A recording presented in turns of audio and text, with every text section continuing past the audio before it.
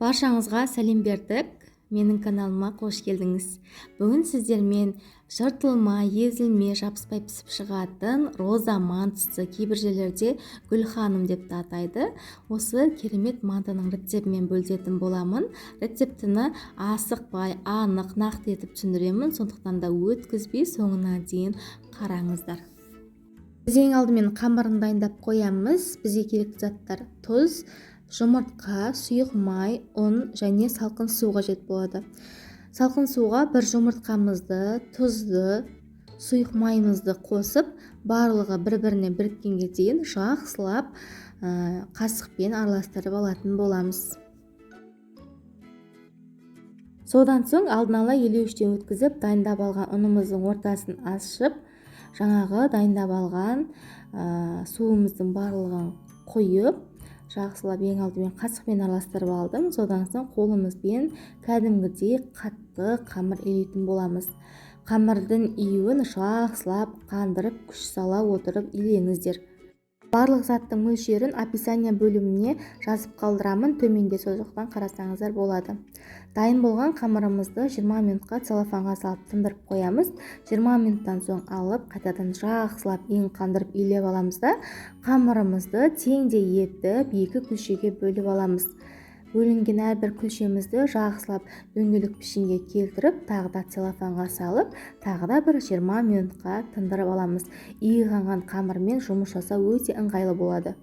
Ендігі кезекте салмасын дайындаймыз. Бізге тартылған ет, пияз және де мен асқабақ қосатын боламын. Егер қаламасаңыз қоспай қойсаңыз болады. Пиязды дәл видеодағыдай 4 бұрышты кубик тәріздес етіп, ұсақтап, турап дайындап аламыз. Содан соң асқабақты да кубиктап, ұсақтап, турап дайындап аламыз да, осы өнімдеріміздің барлығына дәміне қарай тұз, қара бұрыш және сұйық май қосып, барлығыны жақсылап араластырып алатын боламыз. Осымен бізде мантымыздың арасына салатын салмамыз дайын. Асқабақтың орнына картоп қоссаңыздар да болады.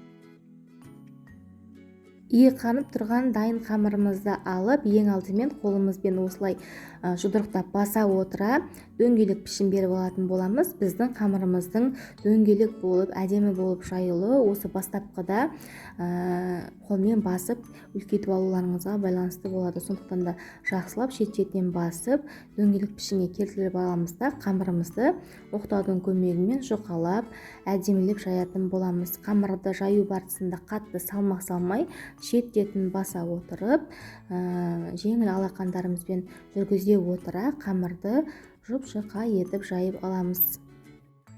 Менің көрермендерім, каналымның дамуына өзіңіздің аз да болса үлесіңізді қосып, лайк басып, комментарий жазып қойсаңыздар, мен қуанып қалар едім. Егер әрине каналыма тіркелмеген болсаңыз, міндетті түрде тіркеліп, жанындағы қоңырауша белгісін басып қойды ұмытпаңыздар. Сол кезде сіз менен шығатын әрбір рецептіні бірінші болып қарайтын боласыз.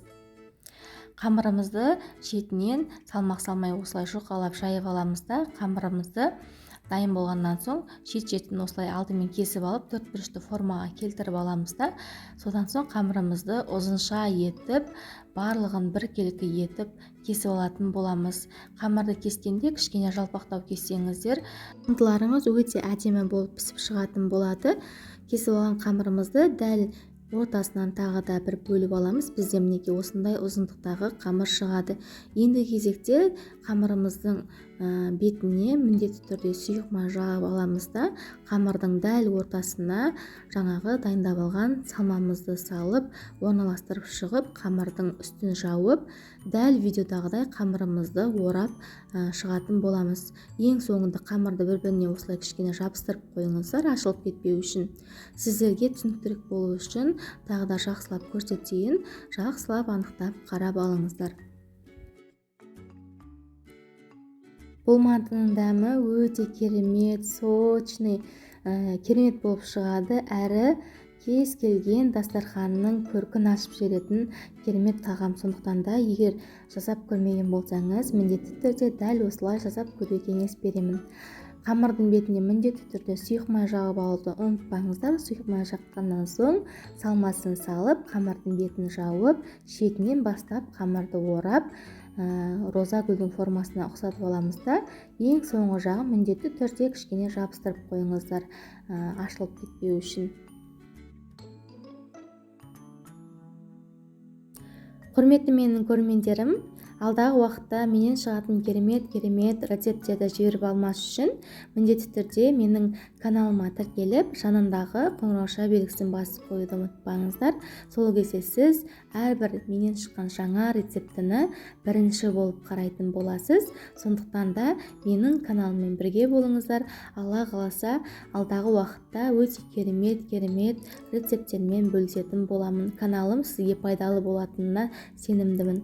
Мантыларымыздың барлығын майланған манта варкамізге орналастырып, мантымыздың бетін міндетті түрде сұйық маймен майлап аламыз да, қайнап тұрған қатты суда 45 минут шамасында пісіріп алатын боламыз.